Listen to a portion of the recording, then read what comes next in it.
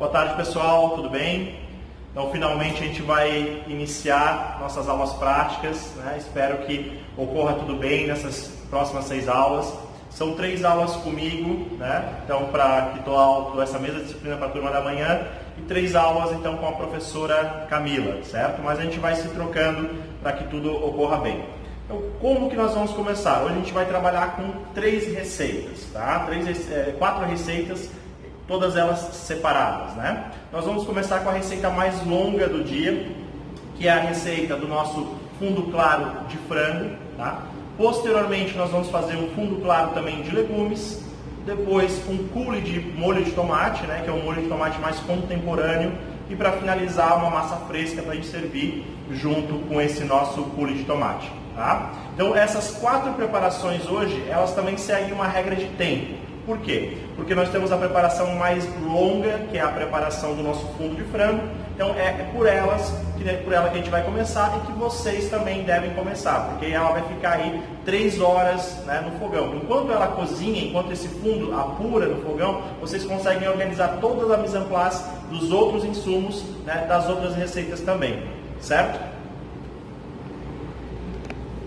Pessoal, então dando início à nossa receita, primeira coisa, como sempre em toda receita, a preparação da mise en place, né? É uma mise en place simples de preparar, basicamente são 3 itens, né? 4 itens, sendo que um deles é dividido em 3 insumos, né? O primeiro é o quê? O primeiro é o nosso mirepoix, né? Lembrem-se que é o quê? Né? No ambiente de cozinha diário, né? Realmente numa cozinha profissional, normalmente a gente vai usar para fazer fundos, principalmente esses fundos mais básicos, como um fundo de legumes, claro, um fundo de frango, sempre as aparas, né? As sobras do cotidiano do dia a dia da cozinha. É claro que aqui eu usei cenouras e vocês vão utilizar também cenouras e salsão basicamente inteiros, mas é só sempre uma dica para vocês. Então, basicamente, nunca vai importar realmente que tipo de corte esse nosso mirepoix vai ter. O que vai importar é que eles sejam um pouco similar, né? Então vejam que eu cortei a cenoura e cortei a cebola, eles são um pouco similar, mas não precisa ser igual ou perfeito, certo? E outra dica também é que vocês não precisam descascar a cenoura, né? A gente pode utilizar essa cenoura totalmente,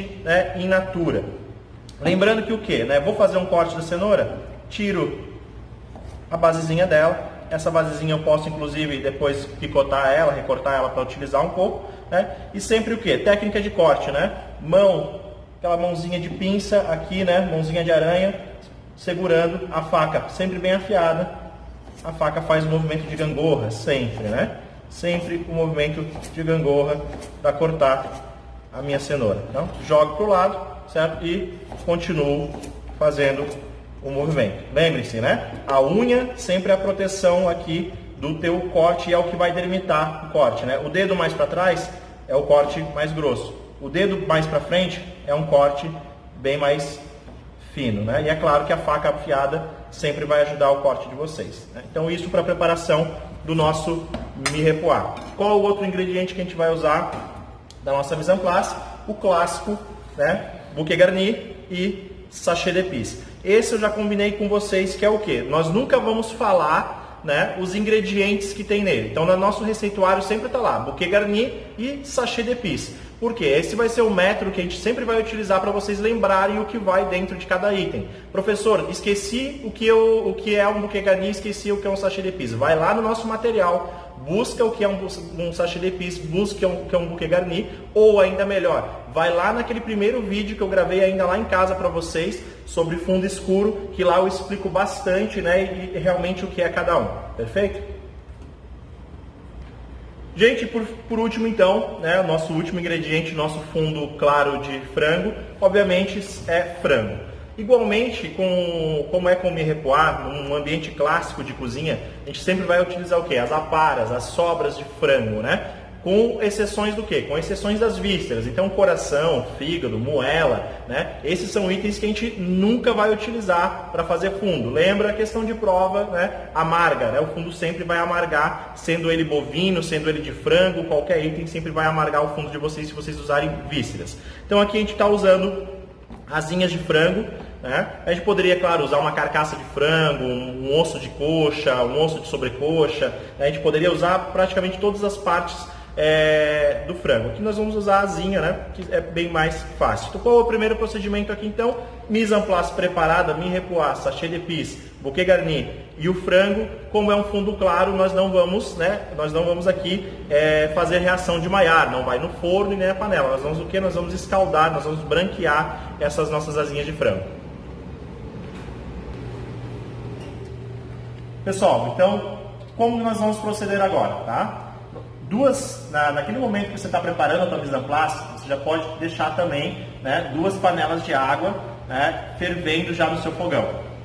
Ou, você não tem espaço, teu fogão em casa é pequeno, deixa uma panela de água, depois faz esse procedimento e vai fazer o segundo conforme eu vou fazer aqui agora. Por quê? Nós vamos escaldar essa nossa asinha de frango 2 vezes. Primeiro, para ter a certeza que houve a coagulação completa dessa asinha de frango, tá? E segundo, né, para que a gente também tenha a certeza de que todos os resíduos, né, indesejáveis realmente eles saíram nesse processo aqui de fervura, tá? Então não vai ter, lembra? É fundo, não vai tempero, não vai sal, não coloca nada. Basicamente as asinhas de frango ou a carcaça de frango e água quente, tá? Então basicamente a gente vai vir aqui.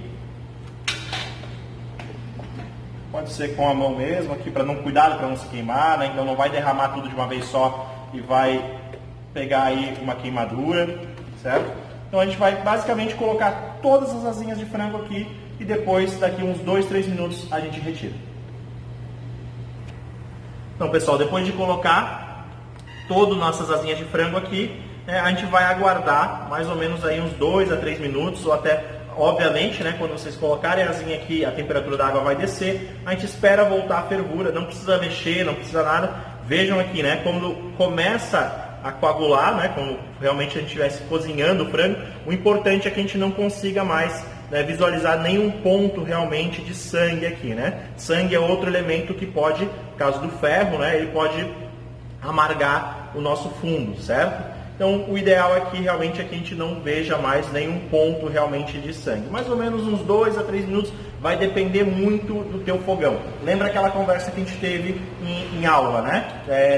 Existe sempre estimativas, 2, 3 minutos, 4. Mas na realidade quem vai comandar mesmo é a tua percepção para os alimentos, né? Então eu posso falar para vocês que vai ficar 3 minutos, mas provavelmente no fogão de vocês, que não é um fogão industrial, vai ficar 4, vai ficar 5, certo?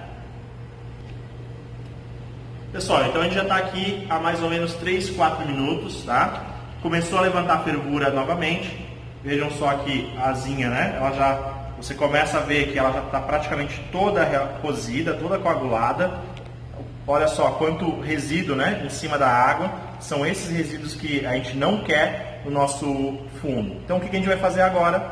Basicamente a gente pode desligar o fogo e a gente vai, né, colocar com a ajuda de um escorredor, com a ajuda de escorredor de macarrão, escorredor de arroz, o que você tiver em casa, sem problema, tá? A gente vai passar essas asinhas aqui para esse escorredor e vamos fazer o segundo procedimento, que já está lá, a outra panela na ponta do nosso fogão. No teu caso, se não estava com a outra panela, faz o quê? Coloca todas as asinhas aqui, retira essa panela, lava ela, levanta a fervura de novo e coloca as asinhas de novo. Aqui, como a gente tem essa facilidade, eu já tinha deixado outra panela em fervura já esperando essas asinhas. Então eu vou retirar todas as asinhas daqui e vai mais 2 minutinhos para aquela panela ali.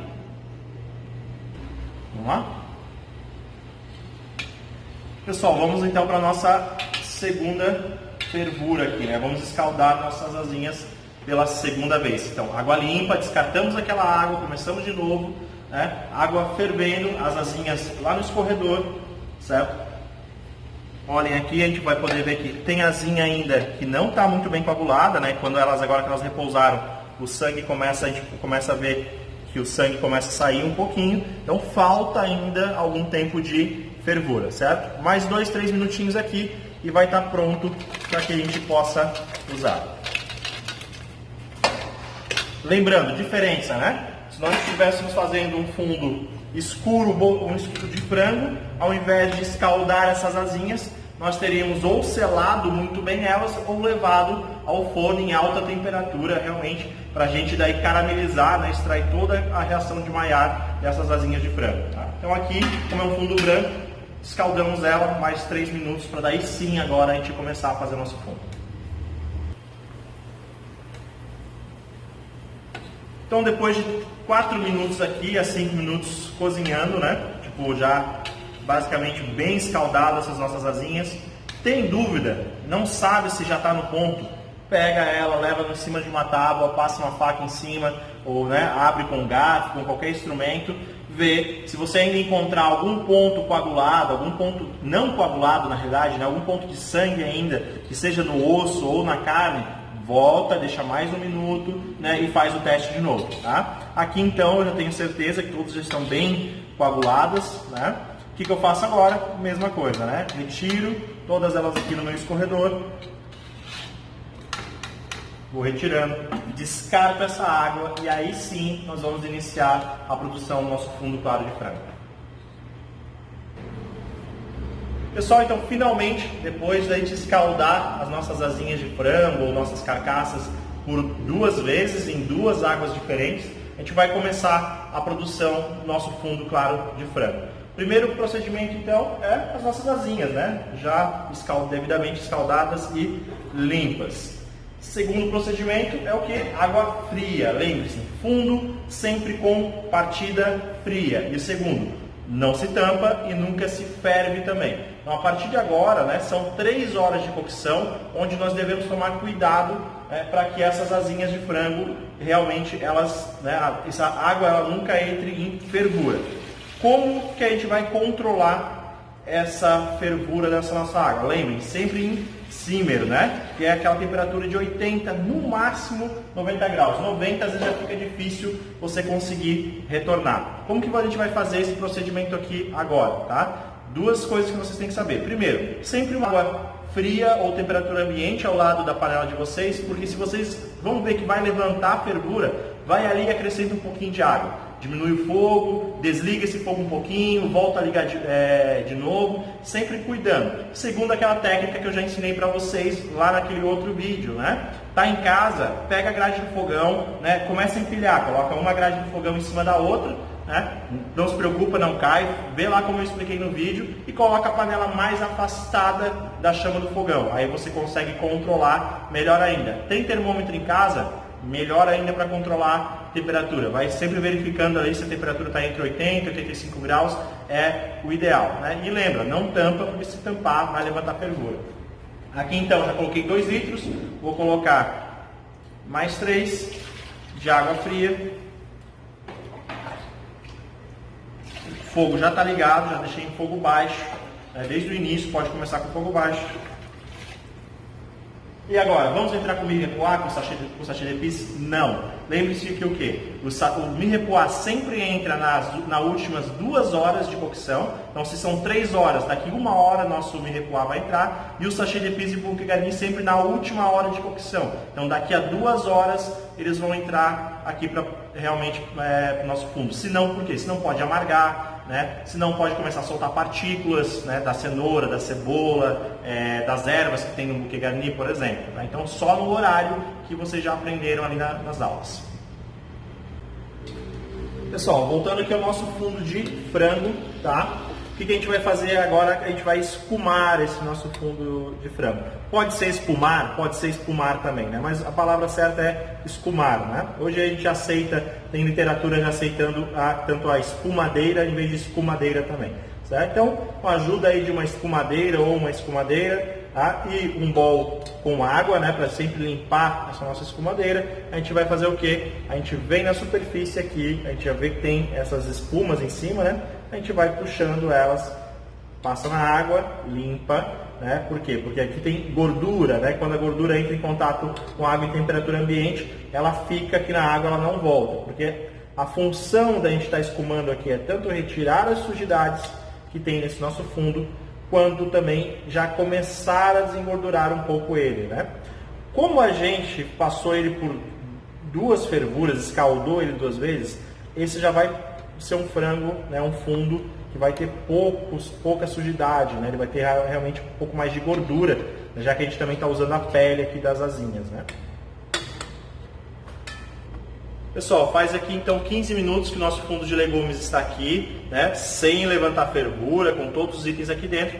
Vejam que a gente já tem bastante espuma em cima dele. O que a gente tem que fazer aqui também, mesmo procedimento lá do fundo de frango, né? Vamos escumar. Então, bol com água gelada sempre ao seu lado, vem retirando as espumas, as sujidades. Aqui é claro que não tem gordura, né?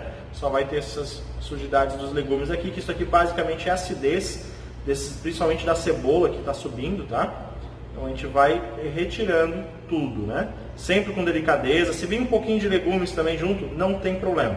Qualquer coisa depois você devolve. Vem retirando até você limpar tudo e ficar bem translúcido esse nosso fundo aqui. Pessoal, então aqui continuando as etapas do nosso fundo de claro de frango, né? Continuamos esfumando esse fundo quando necessário, lembrando, não pode mexer, certo? Vai esfumando só pela superfície. E agora chegou a hora da gente adicionar, né? Uma hora depois, a hora da gente adicionar o nosso mirepoix, que a gente já tinha deixado ele separado lá no início, né? Então, vamos colocar aqui nosso mirepoix. Precisa mexer? Não, só coloca nosso mirepoix por cima e ele mesmo vai se adaptar aqui na panela, tá? Sobrou o que ainda? Sobrou o nosso sachê d'épices e nosso bouquet garni. Esses aqui só daqui a 1 hora que a gente vai colocar. Pessoal, então na última hora de cocção aqui do nosso fundo de frango, né? O que nós vamos fazer aqui? Então a gente vai agora adicionar o nosso bouquet garni e nosso sachê d'épices. Lembrando, não mexe, só espuma quando necessário. Pessoal, chegamos ao final também da preparação do nosso fundo claro de frango, né? Olhem para aqui, o mesmo procedimento do outro, né? Sintam o aroma dele também, né? Observem que é um fundo, né, translúcido, claro, brilhante, só que aqui tem um porém, né? Aqui nós temos gordura do próprio frango, então aqui não basta só nós coarmos, né? Além de coar, aqui a gente também tem que resfriar e desengordurar, certo? Então aqui ainda faltam 2 procedimentos. Agora a gente vai coar todo esse fundo que tem aqui, mesmo procedimento, remove o sachê d'épices, remove o bouquet garni e vai pegando aos poucos e colocando esse fundo em outro recipiente. Aí a gente vai levar isso para a geladeira, né, e vai remover toda a gordura superficial que vai se acumular em cima. Pessoal, vamos aqui então finalizar o nosso fundo claro de frango, né, com a nossa última etapa. Ele foi à geladeira, ele resfriou, né, então como resfriou a gente tem aqui como resultado na superfície a gordura. Então a gente vem delicadamente com a escumadeira, bol com água do outro lado, limpa a escumadeira, vem retirando de novo. Veja que é uma camada bem fina, novamente, e vai fazendo esse procedimento até que você retire pelo menos 90% ou a totalidade de preferência dessa gordura do nosso fundo. Depois disso, então, você vai armazenar em potes, em sacos, pode congelar ou pode já dar uma olhadinha nas receitas que a gente vai ter nas próximas aulas, onde vocês vão estar ocupando eles tanto para o biscuit de camarão, para o creme de cebola, para várias outras receitas que a gente vai ocupar agora nas próximas filmagens.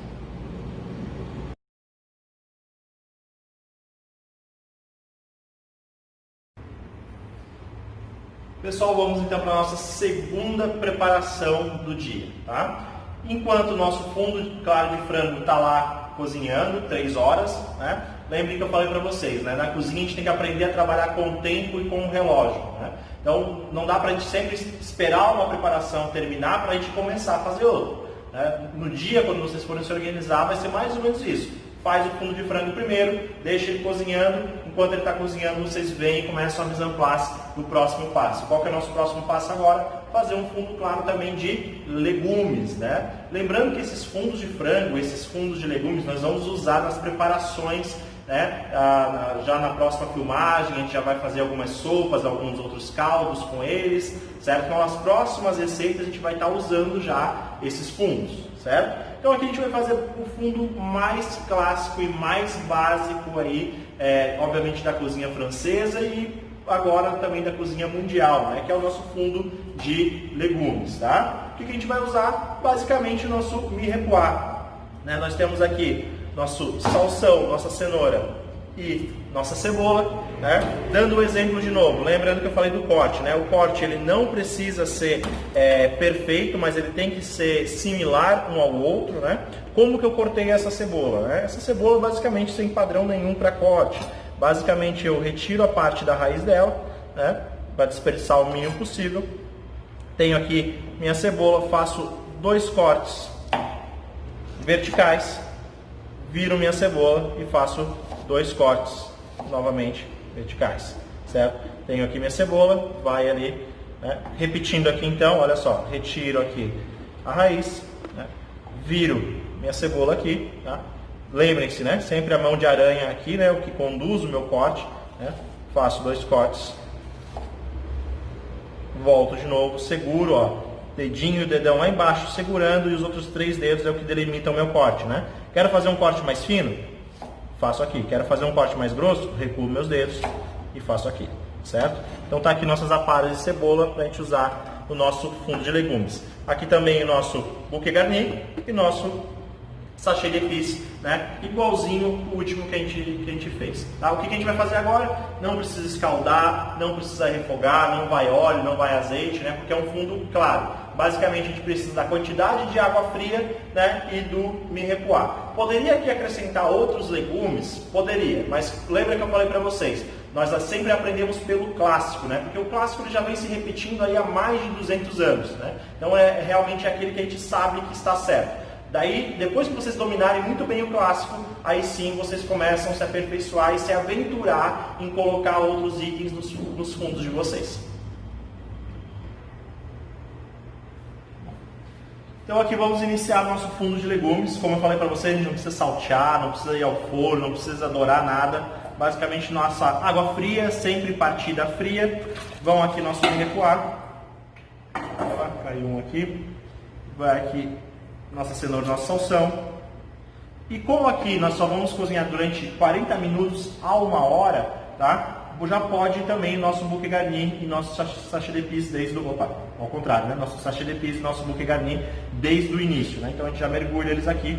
Lembrando, né? Se vocês estão trabalhando de novo num ambiente de cozinha onde se faz grandes panelões de fundos, né? O ideal é sempre que o teu bouquet garni ou o teu sachê de épices fiquem amarrados na alça da panela, né? Então a gente poderia pegar um barbante e amarrar eles na alça da panela para que depois fique mais fácil de se retirar, né? Para que realmente a gente não perca ele aqui no meio desse líquido. Como aqui é pouca quantidade, são apenas 4 litros, né? E é fácil de a gente localizar ele, a gente pode deixar eles soltos aqui. O que a gente vai fazer agora? Fogo baixo, 1 hora de cocção, no máximo daqui a 15, 20 minutos a gente vai escumar, né, esse fundo. Tá? Pessoal, então vamos finalizar o nosso fundo de legumes, né? Lembrando algumas características básicas de um bom fundo, né? Um bom fundo, primeiramente, ele tem que ser aromático, né? Então, cheguem, né, em cima da panela de vocês e sintam realmente se tem perfume, se vocês estão sentindo o aroma tanto do mirepoix quanto das especiarias que vocês colocaram aqui, né? Então, um bom fundo ele é aromático.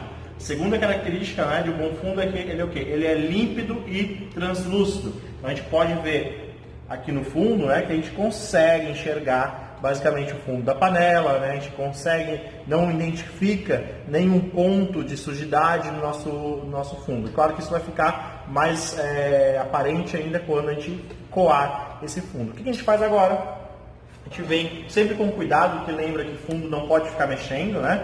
A gente retira então o nosso bouquet garni, a gente retira nosso sachê de épices, né?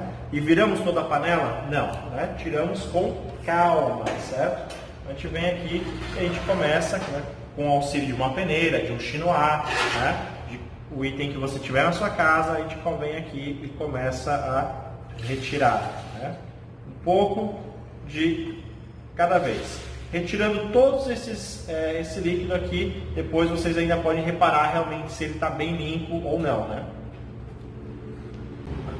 Pessoal, finalizando então o nosso fundo de legumes. Lembrando, fundo de legumes não precisa desengordurar, né? Não foi gordura, não foi nada. No caso, fundo de legumes claro, né? Fundo de legumes escuro a gente teria que desengordurar. Só para vocês terem uma experiência, então, como realmente ele é bem claro, bem translúcido, vejam aqui, né?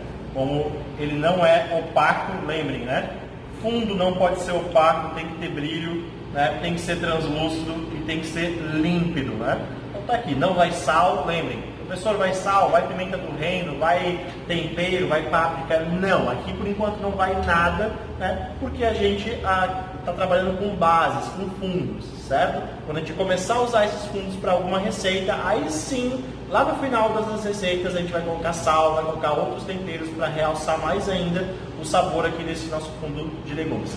Daqui, o que vocês vão fazer? Vão colocar em potes, em sacos, né? De preferência em potes, e vão congelar. Congelem aí de litro em litro, de preferência, para que vocês consigam usar nas próximas receitas.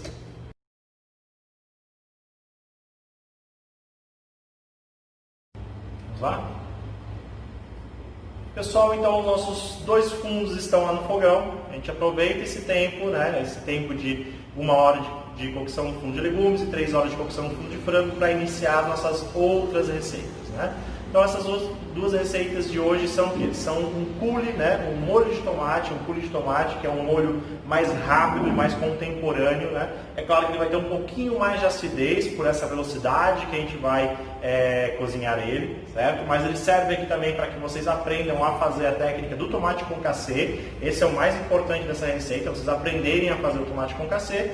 E a nossa última receita, né, vai ser uma massa fresca, que é onde a gente vai juntar esse coulis de tomate, né, e essa massa fresca para preparar um prato mais básico aí, né, com massa, né? O que a gente vai fazer aqui agora então? Nossa mise en place, como sempre, separadinha, né? Nosso tomate, cebola, azeite de oliva, tomilho, alho, vinho, toda a mise en place que está lá no receituário para vocês separado. Por onde vocês começam? Começam fazendo tomate concassê. Por quê? Porque no receituário de vocês eu simplesmente coloquei 750 gramas de tomate concassê, tá? E lá eu só coloquei ver o vídeo do professor, ou seja, vocês têm que assistir o vídeo primeiro, né, para daí aprender a fazer o tomate concassê. Não tem descrito no receituário como vocês vão fazer o tomate concassê. Tem dúvida? Viu o vídeo e ainda ficou com alguma dúvida? Vai lá no nosso material, que também tem fotos bem explicadinho de como é para fazer. Então, como que a gente vai fazer nosso tomate concassê? Basicamente, pegamos o tomate, tá? Quem tiver faca de tornear, quem tiver faca de legumes, pode utilizar, é melhor, tá? Bem afiada, para tomate concassê a faca sempre tem que estar bem afiada. Professor, só tenho faca do chefe. Pode fazer com faca do chefe, não tem problema. Quero fazer com uma faquinha pequena. Não tem problema, dá para fazer. O ideal é faca do chefe ou faca de legumes, certo? Primeira coisa, retiro, né? Aqui, ó, retiro a ponta, né? Que era a ligação desse nosso tomate com a planta, né? Retirei, deixa aqui do lado. Pode colocar um bolzinho aqui também para você colocar os teus, o que na realidade, né? As tuas sobras. Depois faz o que? Corte em cruz, sem afundar muito, tá? Cuidado, se a faca estiver muito afiada, ela vai, só o peso da faca vai afundar, tá? Então faço cortes em cruz, né? Sempre interligando lá embaixo no tomate. Ó, venho aqui, sem afundar muito, só superficial na pele, faço o corte. Tá pronto o meu tomate concassê? Não, né? Falta ir para fervura, depois água fria. Vamos fazer mais um aqui só para tirar todas as dúvidas, né? A gente vem aqui, fazer um pouquinho mais rápido esse, né? Tira a parte superior do nosso tomate, essa parte a gente descarta, né? Pego o meu tomate e faço um X, né? Faço um X, eu posso inclusive, ó, já ir de uma ponta a outra, né? De novo, vem aqui. Eu vou produzir o quê? 4 pétalas de tomate posteriormente. Tá feito. Faz isso em todos os tomates. Depois a gente vai levar a fervura, vai colocar em água gelada, vai tirar a pele, tirar a semente e cortar. Lembrando, a receita não é 750 gramas de tomate, são 750 gramas de tomate concassê. Tomate descascado, sem pele, sem semente e cortado em cubos. Ou seja, depois de tudo pronto, vocês têm que pesar o tomate para ver se vocês têm 750 gramas de tomate concassê. Pessoal, seguindo a preparação da nossa mise en place, então, com o nosso coulis de tomate, tá? O que a gente vai fazer agora? A gente vai, né, cortar a cebola em brunoise. Né? Aqui eu vou fazer um passo a passo bem devagar, né, porque eu sei que alguns de vocês ainda não tiveram a oportunidade, né, de praticar um pouco de cortes. Recomendo, né, que sempre quando vocês receberem esses insumos que vocês vão retirar aqui na instituição, comecem a praticar também, né, alguns cortes que vocês já vivenciaram no semestre passado ou até mesmo nesse semestre, tá? Aqui nós vamos fazer então uma cebola brunoise. Já tirei a pontinha da nossa cebola, agora venho aqui e divido ela em dois, certo? Não é assim, tá? É pela raiz aqui em cima. Não vou tirar a minha raiz, tá? Porque é a minha raiz que vai segurar essa minha cebola. Diferente de outros cortes, brunoise, eu não retiro minha raiz. Então eu venho aqui e retiro a casca da minha cebola. Ó, puxo com a faca, você pode fazer com uma faca menor de legumes, não tem problema, tá? Retiro a casca da minha cebola. Lembrando, faca sempre bem afiada, né? Principalmente para não chorar. Faca sem fio, normalmente é o que faz realmente a gente chorar, né? Quando corta a cebola. Aqui, vou tirar mais um pouquinho da casca.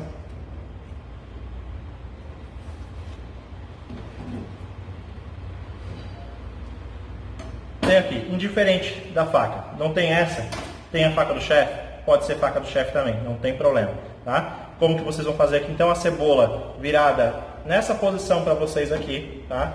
A mão, formato de aranha, né? Então o dedinho e o dedão lá embaixo, olha aqui, né? Meu dedão e meu dedinho lá embaixo. Os outros 3 dedos na parte superior aqui, ó, curvados, né? Então, como eu faço aqui, se eu quisesse fazer um julienne ou um MNC aqui de cebola, eu cortaria essa cebola assim. Como aqui no caso é um brunoise, o que eu vou fazer primeiro? Eu posiciono a minha cebola, deixei ela aqui, eu seguro ela e faço um corte aqui, ó, até a metade da cebola mais ou menos. E faço depois outro corte aqui. A faca bem afiada, ela só vai deslizar. Então fiz 2 cortes, o que eu faço agora? Eu venho aqui e vou seguir até, pode ver que o próprio legume, ele me diz aonde eu vou fazer o corte, né? Então eu continuo aqui, ó.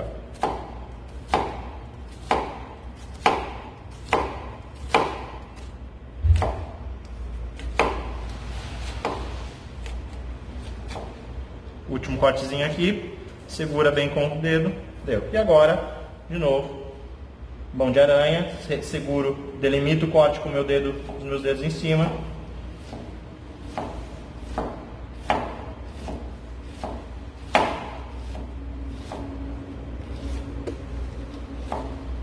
Vou até a base da cebola. Essa partezinha aqui, a gente pode tanto, se eu quero cortes perfeitos, eu ignoro ela, mas eu posso também vir aqui fazer o mesmo procedimento, ó. Faço um cortezinho aqui, venho e aproveito quase que 100% da minha cebola. Essa partezinha aqui a gente pode inclusive retirar a raiz e colocar lá no nosso fundo de legumes, tá? Vamos fazer o procedimento de novo, agora um pouquinho mais rápido. 2 cortes, pode mudar, se for uma cebola pequena pode ser só um, se for uma cebola grande pode ser 3, né? Pode fazer um mais em cima se você quiser, não tem problema, né? Vem aqui.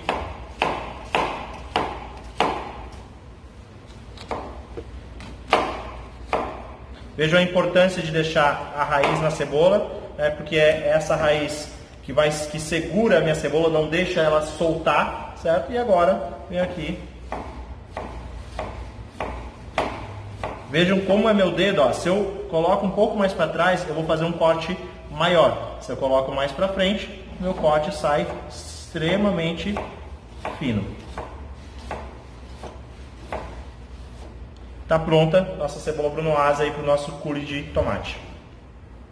Pessoal, dando sequência ao nosso tomate concassê, então cortamos todos eles em cruz, certo? Água fervendo, vamos colocar aqui, lembrando, né? É 30 segundos a 1 minuto no máximo, né? Mas 30 segundos é o ideal. Aqui, como a gente vai colocar os 8 tomates que a gente aqui de uma vez só, pode ser uns 45, 50, porque a temperatura da água vai baixar quase que instantaneamente, né? Mas se fosse de maneira individual, 30 segundos já era o suficiente. Coloquei meu tomate aqui. Aumento o fogo nesse momento para não perder a temperatura da água. Sempre ao teu lado já água com gelo, água gelada, né? Para a gente interromper o cozimento desse nosso tomate. Vejam que ele já começa a soltar a pele, né? Não precisa mexer, pode deixar o teu tomate ali, mas o importante é o que? Já fica com as ferramentas em mãos, né? Escumadeira e o bol com gelo ou com água, né? Então, pessoal, a gente retira depois dos 45 segundos, né? E vamos interromper o cozimento desse tomate. Água bem gelada ou com gelo de preferência, tá? Para interromper esse cozimento. Nesse caso aqui eu tenho esse bol com água gelada e tenho outro bol já, que eu vou pegar ele aqui agora. Tá? Já tenho outro bol aqui, porque essa água aqui quase que instantaneamente ela perde temperatura, ela vai esquentar por causa do tomate. Então eu já pego esse meu tomate e passo para outra água gelada. Se você estiver trabalhando com água com gelo, não precisa fazer isso. Como eu estou trabalhando só com água gelada, tá? Aí ela está mais ou menos uma temperatura aí de uns 4 a 5 graus, aí eu faço esse procedimento para realmente ter certeza que eu vou interromper o meu cozimento. Agora, a partir daqui, o que a gente faz? Vamos descascar esses tomates.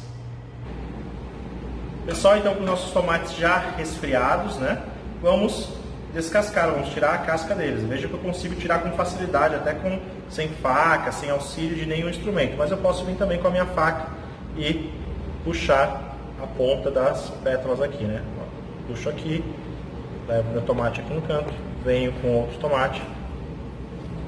Ó, esse aqui já estava um pouco mais firme, né? Se o tomate estiver muito maduro, tá? Tome cuidado, pode deixar menos tempo lá na água quente, tá? Se ele estiver muito maduro, ele vai soltar com mais facilidade a casca, certo? Então vem aqui, sempre, o ideal é sempre dar a pontinha para cima, puxa ele, não afunda a faca, não tem necessidade, tá? Puxou, vem praticamente a casca inteira, né? Vai fazer isso em todos os tomates. Depois a gente vai então seguindo a mesma risca, né? A mesma ordem que a gente antes marcou o tomate, a gente de novo vai cortar ele em 4, né? Vai dividir ele em cruz, né? Então corta aqui, corta aqui. Agora lembrem, tomate concassê sem pele, sem semente, vamos retirar, né, as sementes dos nossos tomates, tá? Retira toda a semente. Apoia com o dedo, vem aqui, corta por baixo, vai ficar só com a pétala realmente do tomate. Sobrou um pouquinho de semente? Traz a pétala do tomate aqui, vem com a faca, dá uma raspadinha, de novo, para ter certeza que retirou toda a semente. Então, cortou o tomate aqui. Poderíamos aproveitar essas aparas aqui para outros tipos de molho? Sim. Para esse aqui que vai tomate concassê, nós não vamos aproveitar, tá? Então, fiz as 4 pétalas, fiz as pétalas de todos os tomates. O que eu faço agora, eu corto em cubos, tá? Então, primeiro eu corto meu tomate nessa posição, né? Julienne, viro ele, de novo, mesma técnica das mãos, e agora corto meu tomate em cubos. Está pronto o nosso tomate concassê. De novo aqui.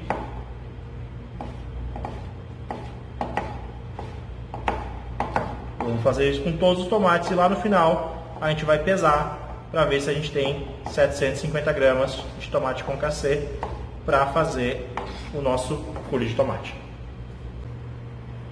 Pessoal, dando continuidade então ao nosso coulis de tomate, tá? Nosso tomate concassê já pronto, já produzido e pesado, certo? Nossa mise en place já construída, né? Desde o início a gente começou a conversar. Agora a gente então vai às vias de fato. Tá? Então, como sempre, né? Frigideira bem quente, né? Aquela frigideira onde você coloca a tua mão aqui em cima, você conta até 3 e já não consegue deixar, ou seja, a minha ainda não está numa temperatura ideal, né? Você vai sentindo, por quê? Porque se você colocar na frigideira fria, normalmente vai cozinhar, vai soltar água, a tua cebola, o teu tomate, a mesma coisa, e não é o que a gente quer aqui, tá? Então agora aqui, frigideira bem quente mesmo, que já é o que está acontecendo aqui. Na casa de vocês, por o fogo ser um pouco mais baixo, pode demorar um pouquinho mais. Como que a gente começa? A gente começa então colocando o azeite de oliva e na sequência do nosso azeite de oliva a gente coloca a cebola, né? E agora a gente vai deixar essa cebola dourar aqui por mais ou menos uns 2 minutos, 1 minuto e meio, como sempre vai depender do quê? Vai depender da temperatura do teu fogão, né? Aqui eu já estou controlando um pouquinho a chama para realmente ela não começar a queimar em nenhum ponto, tá? Nós queremos, né, dourar ela, mas não queimar, tá? Então eu posso vir aqui mexendo aos poucos e vou dourando ela aqui aos pouquinhos, né? Na sequência, então, depois da nossa cebola começar a dourar, a gente adiciona o alho, certo? E daqui mais uns 30 segundinhos, então, depois de adicionar o alho, a gente vai adicionar o tomate, tá? E daí é importante que nessa hora de adicionar o tomate, já que o tomate ele vem com uma carga de água, né, muito grande, é o que? É que a gente aumente a temperatura do nosso fogo, deixa a nossa temperatura mais alta para que a nossa frigideira realmente esteja muito quente quando receber o tomate, tá? E agora, então a gente entra com o tomate. Ó, e é esse barulhinho que a gente quer escutar quando o tomate entra em contato com a frigideira, né? Significa que a nossa frigideira estava quente. E aqui eu vou saltear o nosso molho, certo? Salteei. Lembrem que, né, o que esse movimento aqui significa, né? Significa que eu estou fazendo o ar circular na minha preparação, né? Eu estou fazendo que todo o ar quente que estava embaixo, ele suba, né? É praticamente um movimento de hélice, o mesmo movimento do forno combinado. E aqui, de novo, fogo bem alto, eu coloco o quê? Eu coloco o meu vinho. E de novo é esse barulho que eu quero escutar, né? Esse barulho do vinho entrando em contato e entrando em fervura quase que imediatamente, né? Quando ele aqui. Aqui o que eu faço agora, eu vou entrar então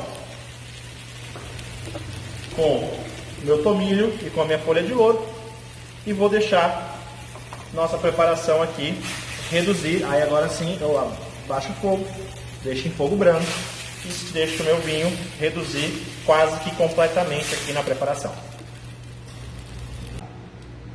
Pessoal, então dando continuidade ao nosso purê de tomate, né? Aqui aquele vinho que a gente colocou, ele já reduziu bastante, já até engrossou, né? Mas ainda não é o suficiente, tá? Nós não queremos um gosto de vinho muito pesado nessa nossa preparação. Nós quisermos um gosto mais presente de vinho, a gente até poderia colocar o fundo de frango agora, nesse exato momento, tá? Mas como eu não quero um gosto de vinho muito presente, eu quero mais um aroma de vinho, eu vou então deixar que ele reduza mais ainda, tá? Então vocês observem aqui, ó, como ele está na nossa panela, certo? Nossa frigideira, eu ainda vou deixar ele reduzir mais ainda. Lembrando, só foi o vinho, não entramos com o fundo de frango ainda. Pessoal, nosso purê então de tomate, olha só a cor que ele adquiriu, a consistência, o vinho praticamente evaporou quase como um todo. O que a gente vai fazer agora? Agora é a hora então a gente colocar nosso fundo de frango, ou seja, você só vai fazer essa receita quando o teu fundo de frango estiver pronto. Finalizou o fundo de frango, separou, desengordurou tudo certinho, você começa a fazer essa receita aqui, tá? E o que você vai fazer agora então? Você vai colocar o fundo de frango aqui, a quantidade que diz lá na receita, certo? E vai deixar cozinhar por mais meia hora a 45 minutos, reduzindo de acordo com a tua temperatura da tua chama, né? Você vai reduzir até você ver que realmente ele vai encorpar novamente, né? Agora você vê que ele está extremamente líquido. Quando você vê que ele encorpa novamente, que ele tem um ponto de molho, quase ponto na P, né? Aí sim é o padrão do nosso purê de tomate. Pessoal, finalizando então o nosso purê de tomate, tá? Aquele caldo de fundo de frango, né, que a gente colocou aqui, ele já reduziu pela metade, certo? Na nossa frigideira. Agora vocês vão perguntar, professor, vocês sempre perguntam isso, né? Não vai colocar sal? Sal sempre no final das preparações, né? Por que eu não coloquei sal lá no início? Porque nossa preparação reduziu, né? Lembrem, água evapora, sal não evapora. Então se eu coloquei 10 gramas de sal para meio litro de água, né, é aqueles 10 gramas para meio litro. Agora, como reduziu, vai ser o mesmo 10 gramas para 250 ml, para 200 ml, certo? Então agora nós vamos só dar uma leve pitada de sal só para dar uma realçada realmente nos sabores aqui e a gente conseguir provar. Por quê? Porque como a gente vai finalizar esse coulis com a massa, salteando com a massa depois, a massa também vai estar salgada e a gente termina acertando o ponto de sal quando a gente finalizar esse molho com a massa, tá? Então aqui é o ponto, eu já retirei aqui com a ajuda de um pegador os galinhos de tomilho e o louro, certo? E nesse processo aqui também, logo em seguida, quando eu for saltear ele com a massa, eu já coloco o meu manjericão ao mesmo momento. Então agora eu vou entrar com a massa aqui e depois eu salteio junto com o manjericão.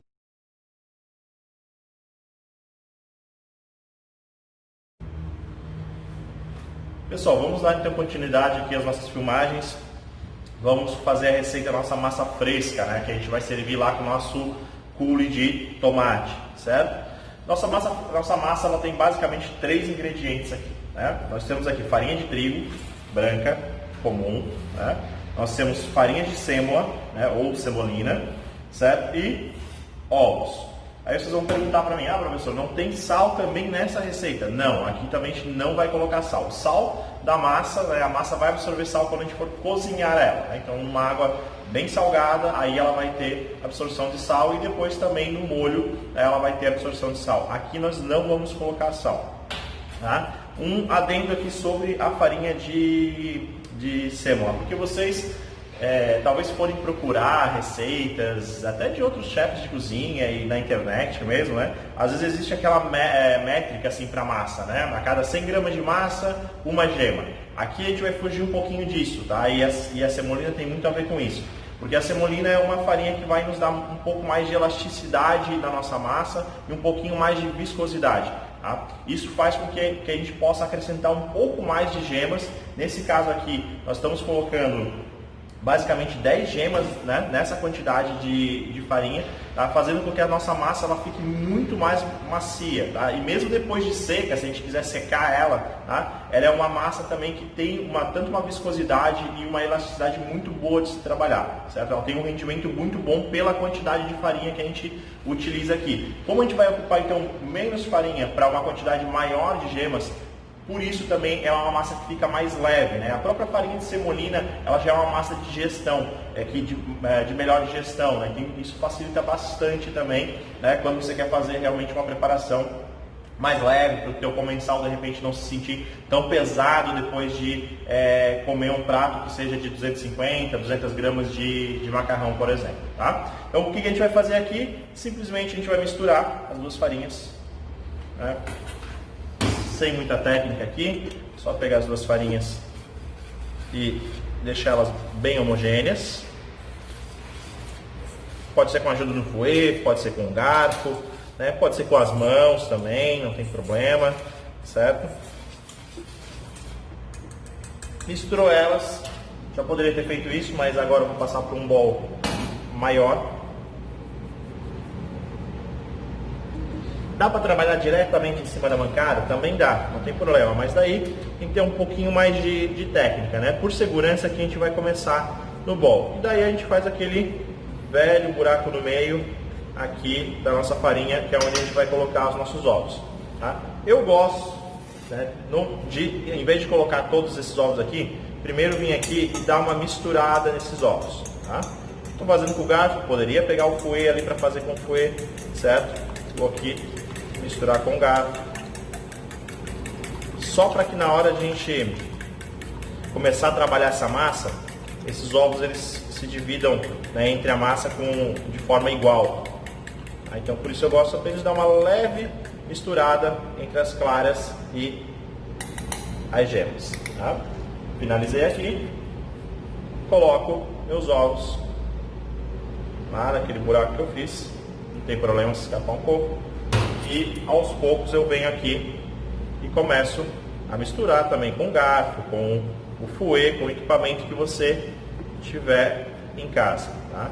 E aí eu vou misturando, né?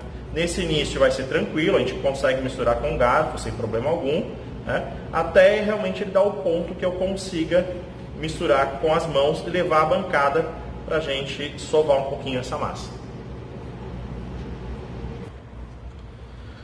Pessoal, então a gente foi misturando com o garfo, né, até realmente ela começar já a ficar inviável, né, a gente continuar misturando com o garfo, nessa altura aqui a gente pode então transferir, pode continuar sovando aqui no bowl, né, se você não quiser sujar a bancada, pode, né, mas eu aconselho até por facilidade, então a gente vem para a bancada,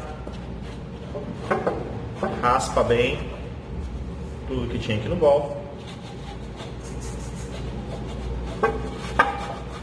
raspa com as mãos mesmo e vamos trabalhar na bancada, né? Então com uma mão você segura a massa atrás, com a outra você pressiona, não precisa de força, né? Não precisa fazer força nenhuma aqui, só realmente o peso da tua mão já é o suficiente aqui para sovar. Aí você vem juntando aqui a farinha que está na mesa e a gente vai fazer isso até realmente que essa massa fique bem homogênea, tá? Que essa farinha basicamente desapareça toda. Pessoal, então a gente foi sovando, né, até a nossa massa ficar assim, ó, sem soltar nenhuma farinha, bem homogênea, né? Ela fica com essa cor bem amarela, por causa das nossas gemas. O que a gente vai fazer agora? Nós vamos deixar essa massa descansar no mínimo meia hora. Se a gente conseguir fazer ela descansar 1 hora, melhor ainda, tá? Mas aqui, se vocês meia hora ela fica boa pra gente trabalhar. Vocês vão perceber o quê? Que nesse ponto que ela tá aqui agora, ela tá muito firme, até quando a gente vai sovar ela, vocês percebem que existe uma resistência da massa na hora da sova, tá? Vocês vão perceber então depois do descanso dela, que ela vai ficar macia, ela vai ganhar elasticidade e vai ficar bem macia, né? A gente for ver agora que eu puxo ela, ela se rasga com muita facilidade. Então daqui mais ou menos meia hora a 1 hora, vocês vão ver como ela vai ganhar elasticidade, como ela vai ficar macia e fácil de vocês trabalharem, tá? Então nesse tempo o que vocês vão fazer? Vão deixar essa massa, né, envolta num filme, né, ou num saco plástico, né. Se não tem filme em casa, se não tem saco plástico, se não tem como deixar essa massa, pode ser um pano de prato, tá? Mas daí faz um pano de prato duplo ali, envolve ela no pano de prato também.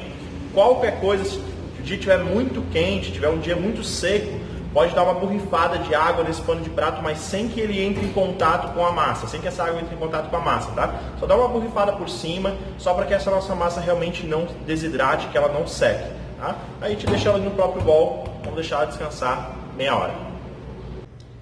Voltando aqui com a nossa massa fresca, certo? Depois do descanso dela de meia hora, 1 hora, vocês vão notar, como eu falei, né? Olha só. Você aperta ela, você vê que ela está bem elástica, né? Que ela não tem mais tanta resistência como ela tinha quando a gente estava sovando ela. O que vocês vão fazer agora? A gente vai dividir ela mais ou menos em 8 partes, né? Vem aqui, faz a marcação, faz uma marcaçãozinha aqui, simples, assim. E a gente vai dividir ela agora nessas 8 partes, que é o que a gente vai usar para esticar e fazer nossas massas, né? Lembra, massa a gente não rasga, tá? Não, a gente não rasga, a gente também não corta com faca de fio, de preferência com uma espátula, tá? Ou se não tem em casa, pega a borda de trás, as costas da faca, certo?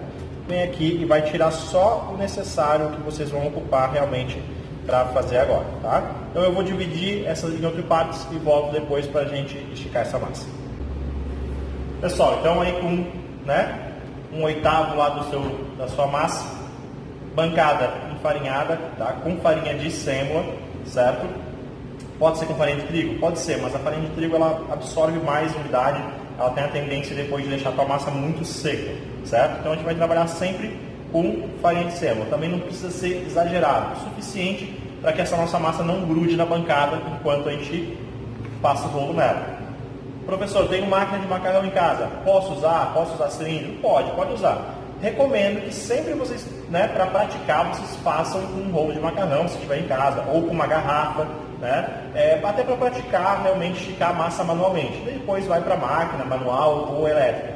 Professor, não tenho rolo de macarrão nem máquina em casa, o que eu faço? Garrafa. Pega uma garrafa, né, qualquer coisa cilíndrica que você tiver em casa, que apresente um pouco de peso, né, higieniza bem, vai lá e usa para esticar. Tá? Então pega qualquer formato, coisa cilíndrica que você tem em casa, você consegue esticar uma massa sem problema nenhum. Né? Se for alguma coisa leve, vai lá, coloca um pouco de água, coloca um pouquinho de peso dentro dela, você consegue trabalhar sem problema algum. Tá? Vamos lá então, sempre, né, o rolo posicionado no meio da massa, a gente faz o movimento para frente, volta para o meio, faz movimento para trás. Mesma coisa, sempre do meio para frente, do meio para trás. Pode virar a nossa massa aqui, mesma coisa, do meio para frente, do meio para trás. Nunca leva o rolo de baixo para cima ou de cima para baixo, não dá, porque só vai ficar trazendo, levando a massa, então você não vai esticar a sua massa. Sempre do meio para frente, do meio para trás. Depois de um tempo você pode pegar, vira a tua massa e estica de novo. Aqui, claro que sempre vai depender muito do tipo de macarrão, o tipo de massa que você está fazendo, a grossura que você quer. Aqui a gente vai fazer um talharim, então a gente vai deixar essa massa o mais fininha possível, tá? Mais ou menos aí uns 2 milímetros de massa é o que a gente vai tentar adquirir aqui. Claro que sempre com um rolo é um pouco mais difícil do que com uma máquina elétrica ou uma máquina realmente manual. A gente continua esticando até chegar no ponto que a gente quer. Vira a massa. Estica mais um pouco. Tá grudando na bancada? Tá grudando no rolo? De repente falta um pouquinho de farinha. Não muito exagero. Sempre polvilhando, como se fosse passar um talco em cima da tua massa. Pode até passar a mão nela assim, espalhando bem a farinha. Vai lá, passa o rolo, ela instantaneamente, ó, já parou de grudar. Já esticou bem a nossa massa. Vira a massa aqui de novo.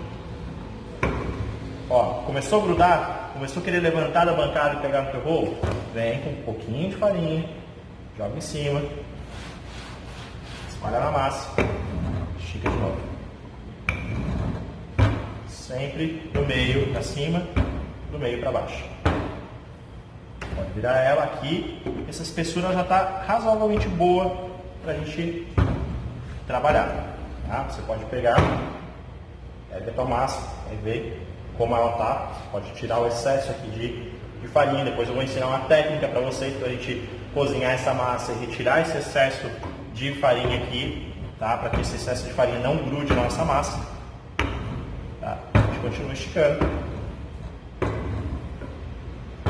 E temos a nossa massa pronta para cortar nosso macarrão. O que a gente faz agora? Acertar as pontas, uma faquinha velha, se estiver em casa. Tira a ponta lá, tira a ponta aqui. Pode guardar para a gente utilizar isso aqui depois. A massa deu uma retraída, volta pro rolo. Estica mais.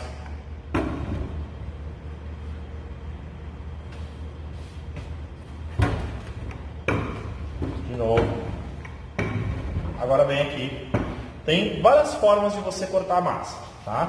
Você pode vir aqui e cortar os filetes, né? Primeiro, não vem aqui, não diminui, não corta pela metade e queira cortar. A gente vai picar o nosso macarrão. Não, a gente quer um fio o mais longo possível, tá? Então você pode vir aqui e cortar, né, em vários filetes assim. Outra técnica que a gente tem é o quê? Um pouquinho de farinha, passa na massa, vem aqui, enrola ela sem pressão, sem fazer pressão, até a metade, enrola ela de novo, até a metade, junta os dois rolinhos. Pode até aqui agora, se você quiser acertar a ponta, ó, acerta a ponta da massa. E agora vai cortar do tamanho que você quiser, né? No nosso caso,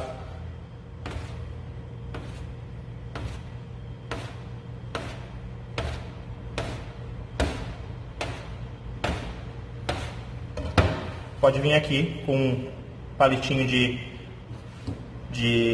um hashi, um palitinho de churrasco, se você quiser ainda, você pode colocar por baixo essa massa, e essa massa vai soltar.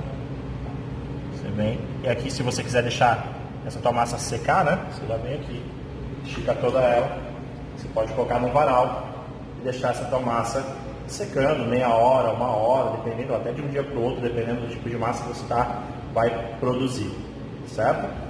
Aqui no nosso caso, você só pode reservar. Não quer deixar esticado assim? Vem aqui, volta para a bancada,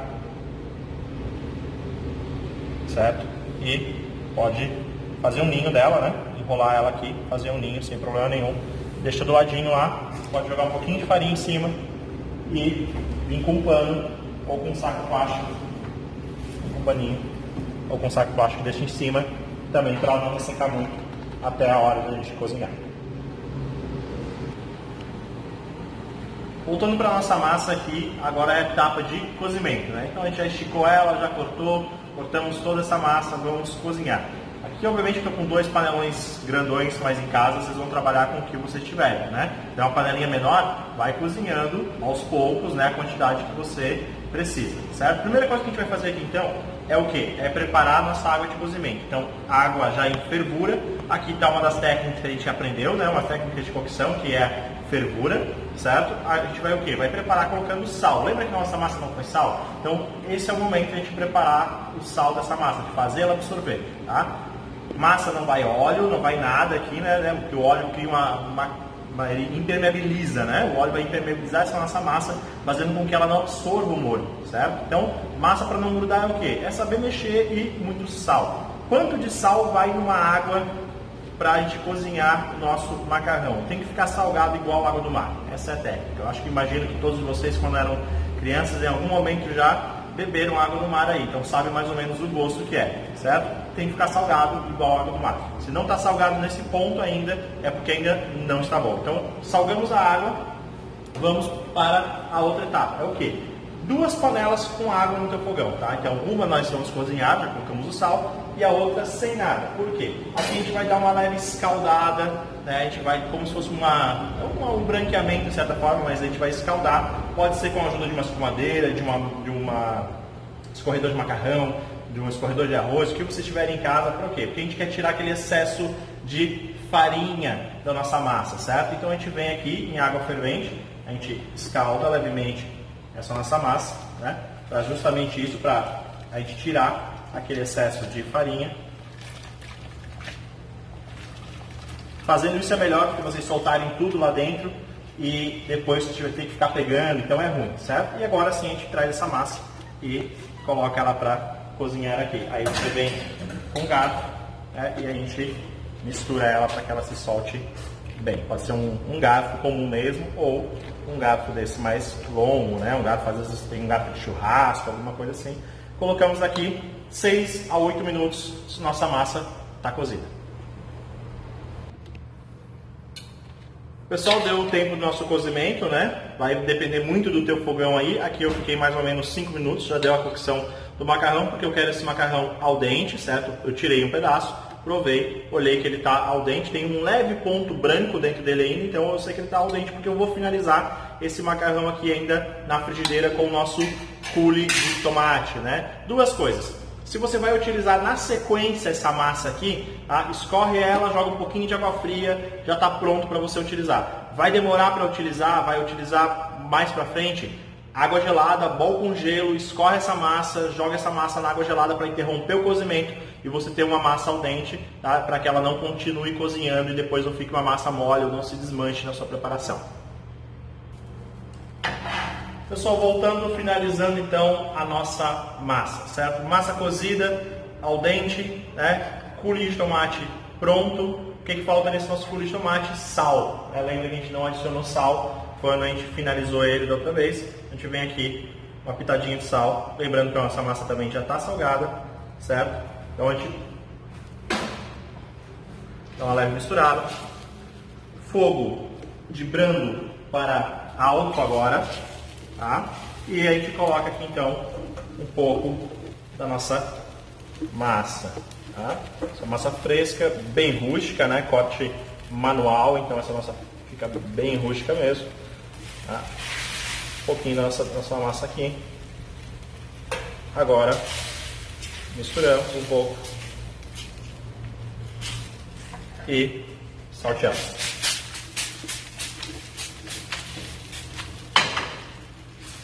Preparação rápida, bem salteada, esquentou a massa, vamos finalizar no prato.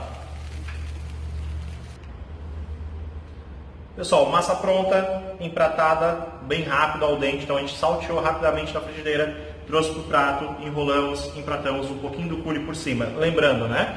Coulis é o tipo molho que ele não vai espalhar pelo prato. Ele é quase como se fosse uma compota, né, de frutas. Ele, mesmo sendo 2 nomenclaturas diferentes, a gente sabe que molhos contemporâneos a gente tem compotas e tem coulis, né? Mas coulis eles eles são ainda um pouco líquidos, mas ao mesmo tempo também um pouco espessos. Então, aquele líquido que o nosso molho tinha, a massa absorveu, a gente só colocou então um pouquinho em cima da nossa massa aqui. A gente pode finalizar com salsinha, um pouquinho de queijo, raspinhas de limão, aí fica à vontade para vocês finalizar com o que vocês tiverem em casa e com o gosto de vocês também. E bom apetite!